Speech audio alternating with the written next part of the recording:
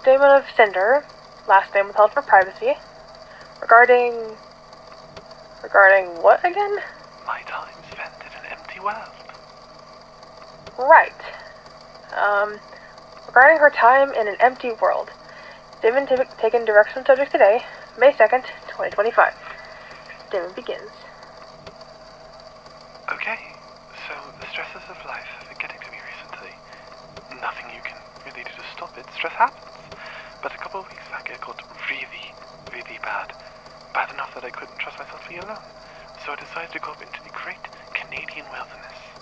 I was supposed to go with my friend Cynthia, but she didn't show up at my house. I honestly thought she was already at the campsite we found. Did you know it is so easy to get lost in those woods? The trees are so tall and so wide that you can get lost easily if you do not know where you're going. Sorry, I went a little off track. Anyways, once I got up there, I thought I would see cars and people fishing by the river, but there was nothing. And, okay, I've gone up into these woods a lot when my mental health has gotten bad, and there were always people. A couple families, some couples on dates, lonesome people. There were always people there, but not today. I didn't think anything weird about it. I mean, sure, it was like peak camping season, but it was fine.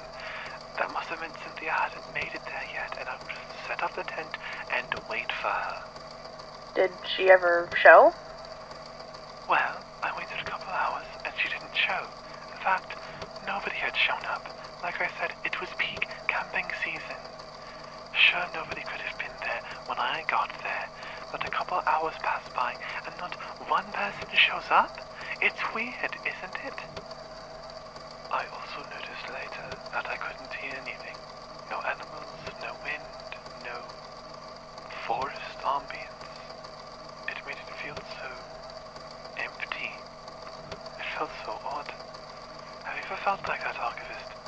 Felt like you were in an empty space that definitely shouldn't have felt that empty.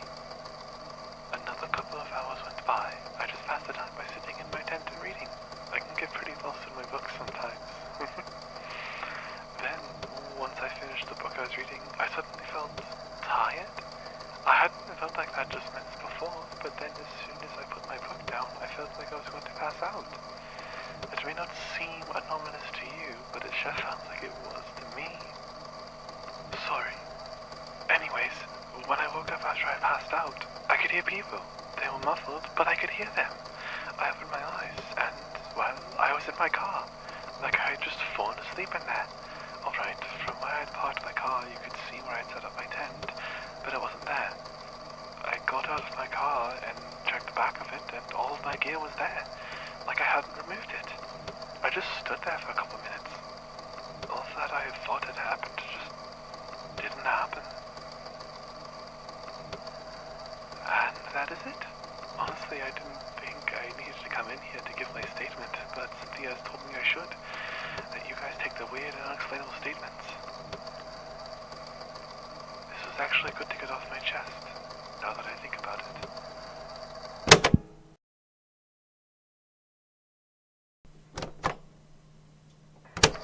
I asked Cinder for the general location of the campsite that she went to. It is much further south than I thought, near the border of the U.S. She came all the way up north just to give a statement?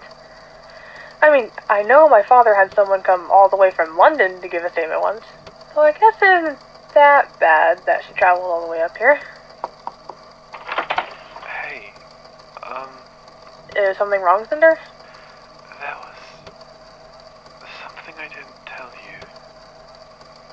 Is that still recording? Oh, hold on.